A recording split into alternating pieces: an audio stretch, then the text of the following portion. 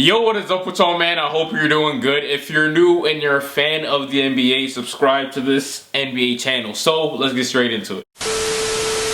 So, believe it or not, the Portland Trail Blazers had a chance to draft some of the greatest players of all time. One of them happens to be the greatest of all time, Micheal Jeffrey Jordan, and the other one, of course, is Kevin Durant. So let's just start with Micheal Jordan. Coming into the NBA draft, Jordan was about 6'6", and he weighed 195 pounds. And he spent about 3 years in college. His final year in college, he averaged 20 points, 5 rebounds, and 2 assists. So he had a really solid final year. To NBA scouts, some negatives that they noticed about Jordan was that he didn't really have a solid jumper, and he mainly relied on his athleticism to score. And really those things weren't a big deal because it wasn't seen as an unfixable problem. So in the 1984 NBA draft, the Houston Rockets had the first overall pick and they decided to take Hakeem Olajuwon. At the time, he was seen to be the best player out of the draft, and many scouts stated that he had franchise player potential, which was true. So they made the right choice drafting Hakeem Olajuwon. He did his thing and went crazy. Dude got accolades on accolades, and overall looking back, he had a very successful career, and he was known to be one of the greatest centers of all time. Now, here's where things get a little bit interesting. At pick number 2, here's the selection that could have changed history.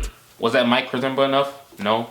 Let me get back to the video. I want to find out what's going on with him. Before I tell you guys who the Portland Trail Blazers picked ahead of Micheal Jordan, let me let you know what their roster was looking like at the time, so you have an idea of what they were trying to do. So in the year 1983, the Portland Trail Blazers ended up drafting Clyde Drexler. And on top of Clyde Drexler being on their roster, they also had an all-star shooting guard, Jim Paxson. And then at the small forward spot, they also had Kiki Vandoe, who at the time was an all-star as well. So the Blazers really didn't need to draft another wing player. At the time, the position that they needed to fill was the center spot. They decided to draft a man by the name of Sam Bowie.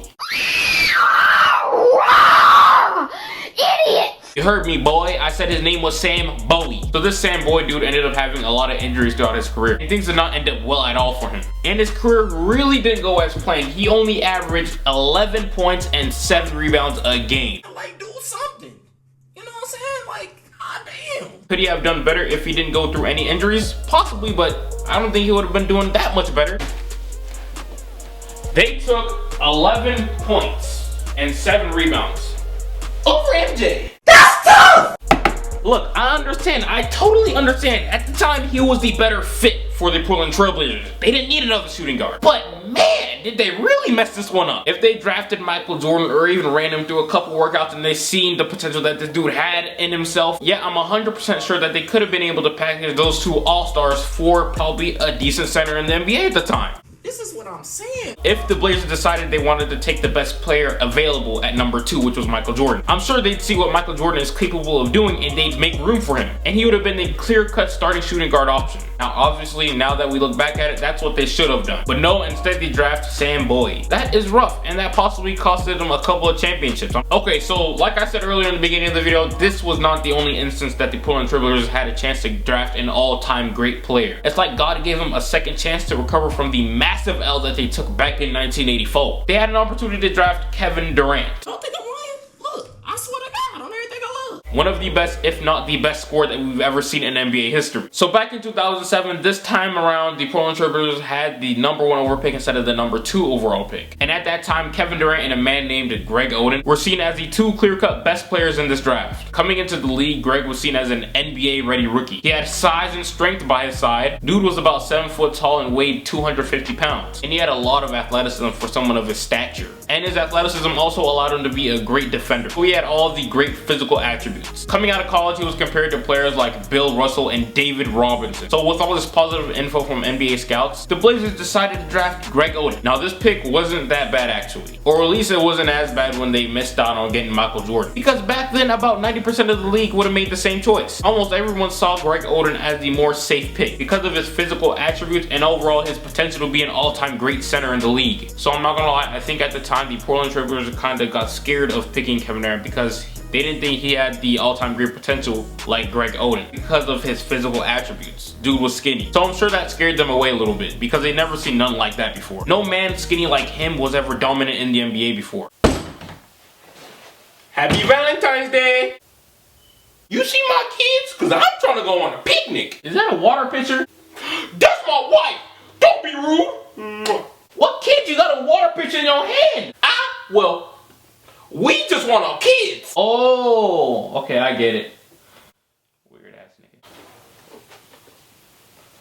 Don't you ever leave me again. What? And she's already on mama. Happy Valentine's Day. What was that? Ooh, it's not even Valentine's Day.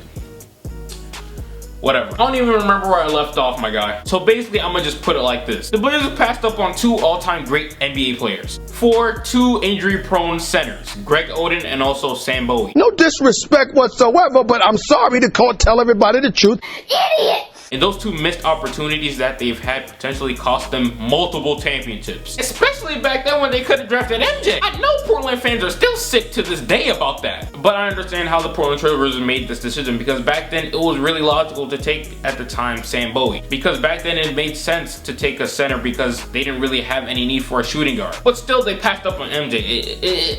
There's nothing you can do about that. And then also in 2007, ironically, they still needed to draft a center, but they also needed to draft a small forward too, because they were really weak at those 2 positions. So I mean, that was their chance to go ahead and pick up Kevin Durant, but I guess they didn't want to because he was too skinny. Whenever this Damian Lillard, CJ McCollum era ends for the Portland Trailblazers and they start sucking again, and they are a lottery team, they need to stay away from picking centers.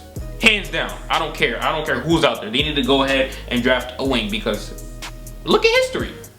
That's all I'm saying. But this is the end of the video, man. Let me know what you guys think. This camera's about to die. Give this video a like. I appreciate you for watching, and I'll get right with you.